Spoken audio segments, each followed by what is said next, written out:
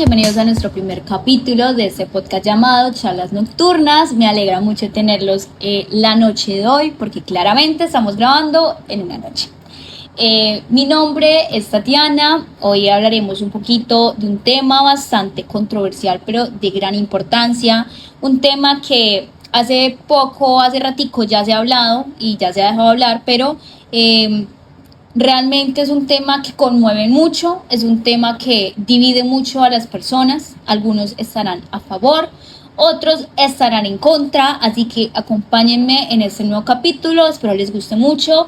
Este capítulo va muy a mi perspectiva, mucha información la daré verídica, pero también es una información muy personal, porque esta es la idea del podcast, hablar un poquito de lo que opinamos y aprender también de política, de historia, porque es un podcast que hablamos de un poquito de todos y para todos. Bienvenidos a este primer capítulo, así que empecemos.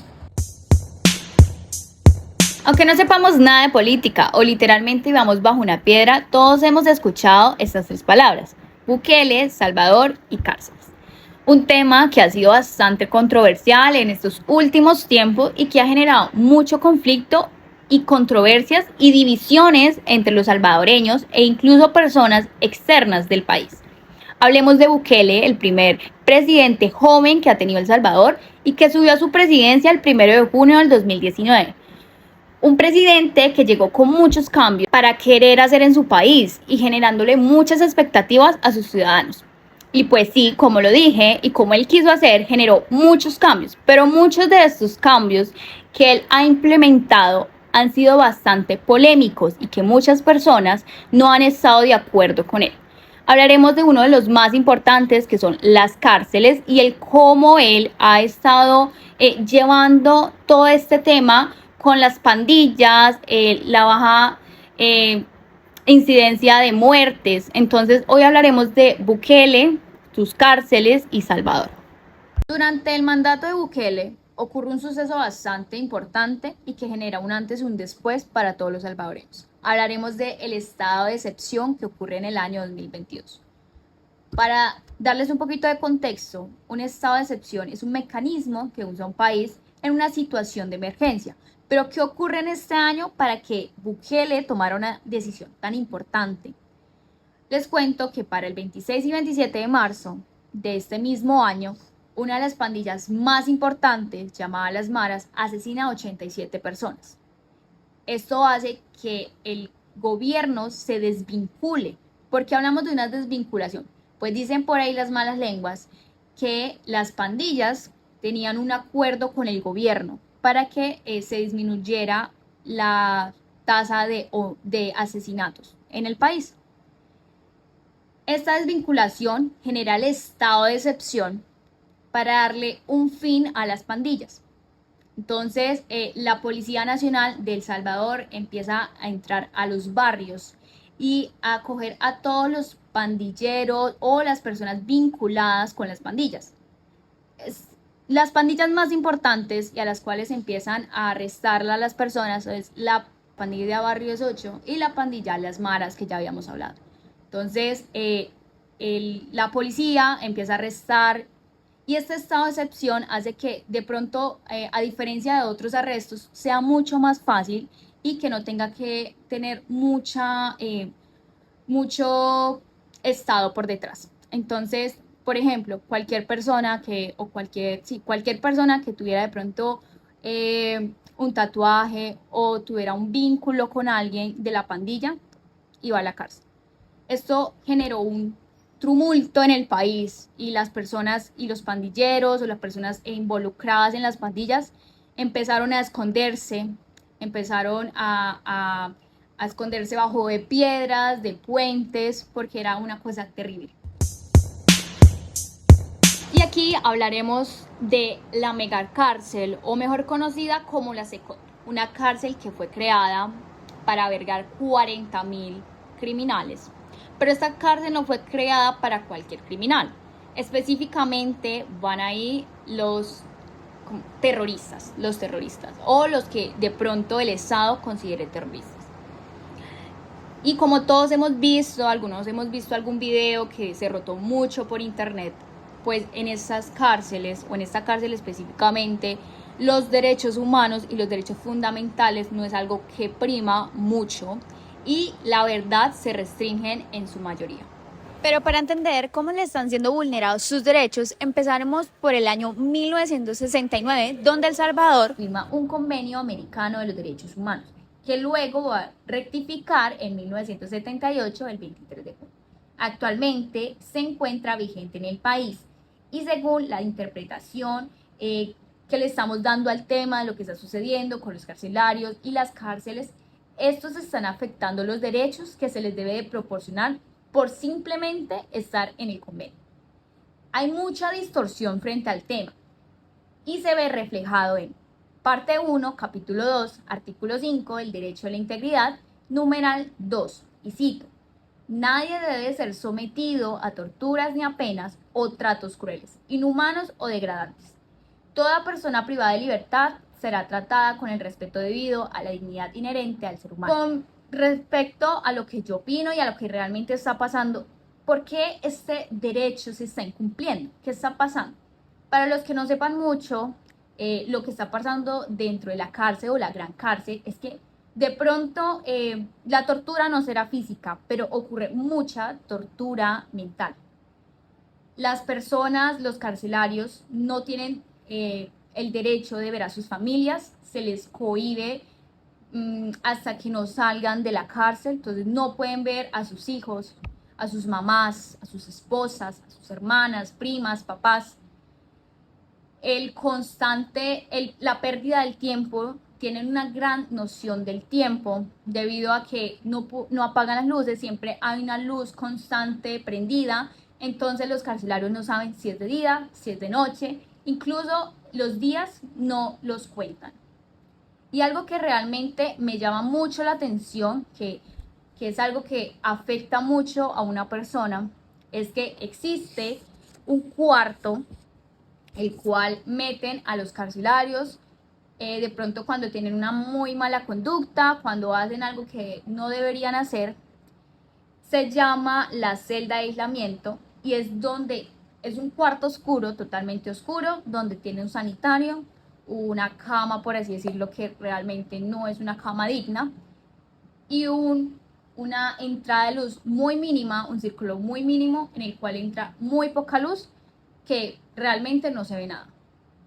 Esto es algo que afectaría a cualquier persona, estar ahí metido en un cuarto completamente oscuro, donde realmente sí hay una tortura psicológica y muchas más torturas, como el hecho de que ni siquiera pueden salir al aire libre.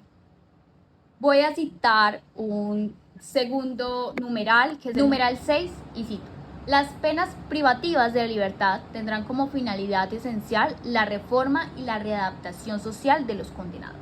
Eso es algo que realmente no se ve, porque la cárcel o la megacárcel no está creada para que los carcelarios vuelvan a una rehabilitación social. No está hecha para ayudarlos a que vuelvan a la sociedad siendo unos buenos ciudadanos. Literalmente, y por sorpresa de muchos de estos carcelarios tienen hasta 200 años de cárcel, cuando perfectamente, por más condenas que le bajen, hasta la mitad muchas veces ha pasado, nunca van a lograr determinar esta condena y van a morir en la cárcel. Es uno de los derechos que más se vulnera, porque no está pensado para que las personas cambien o tengan una segunda oportunidad, sino que simplemente, en palabras castizas, se pudran en la cárcel.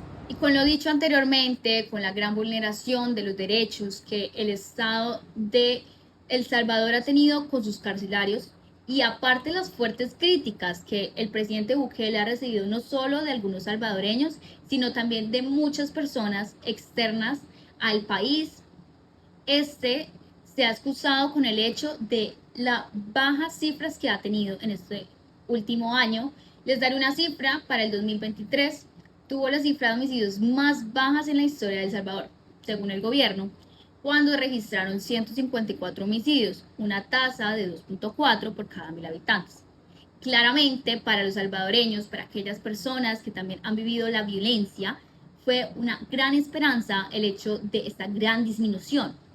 Pero así como el presidente dio esta luz de esperanza y dio estas cifras que no se saben si son correctas, si son ciertas y probablemente distorsionadas. También se ha tenido información de que muchas de las personas, de los carcelarios o de los, entre comillas, delincuentes, son personas inocentes, personas que no han tenido ninguna relación con las pandillas y simplemente los metieron a la cárcel para llenar, para llenar. Esto también lo podemos ver y se ha visto en Colombia con los famosos falsos positivos.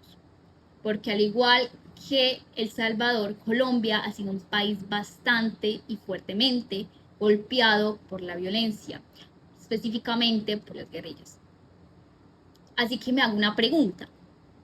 ¿Colombia podría adaptar esto? ¿Sería la mejor solución hacer lo mismo que el presidente Bukele?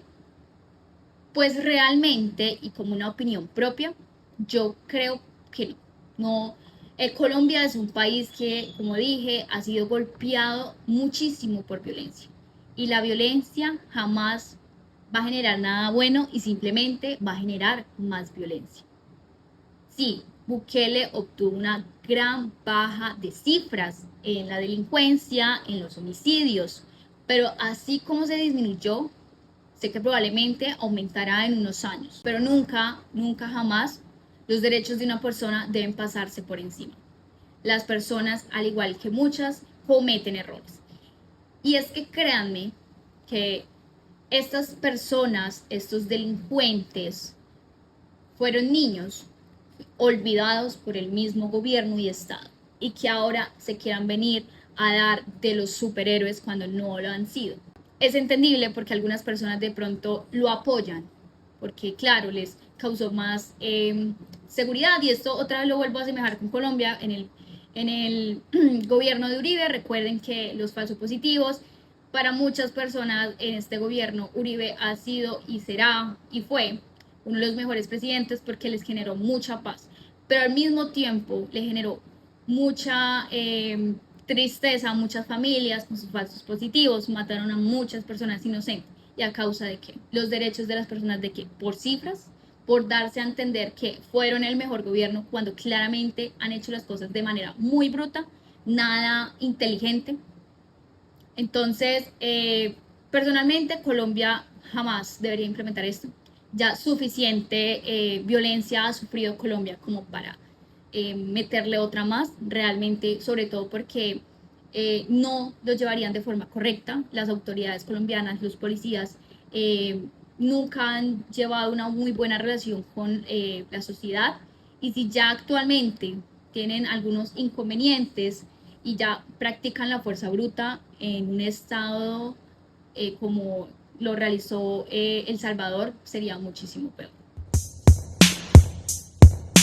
Y hasta aquí va el podcast. Esto fue un poco de charlas nocturnas. Recuerden que mucha de la información que di y de lo que hablé el día de hoy es algo muy personal, dado desde mi perspectiva. Claramente también tomé información de internet y consulté algunos periódicos y podcasts y me basé también en algunos artículos, pero la gran mayoría de lo que se dijo es información que salió de mí, también de mi perspectiva, porque esta es la idea del podcast, que hablemos un poquito de todo, que demos información, aprendamos y tengamos un poquito más de conocimiento, tener una perspectiva diferente. ¿Qué opinan ustedes? ¿Creen que Bukele es un héroe? ¿Que realmente lo que está haciendo actualmente está bien? ¿O simplemente es un dictador que quiere hacer bien ver a un país cuando lo único que está generando es más dolor a familias y al mismo país, cuando realmente lo está es empobreciendo más? Y no hablo de económicamente, sino mentalmente y de muchas otras maneras. Muchas gracias por escucharnos realmente y nos vemos en un próximo episodio. Esto fue Charlas Nocturnas, hablando un poquito de todo para todos.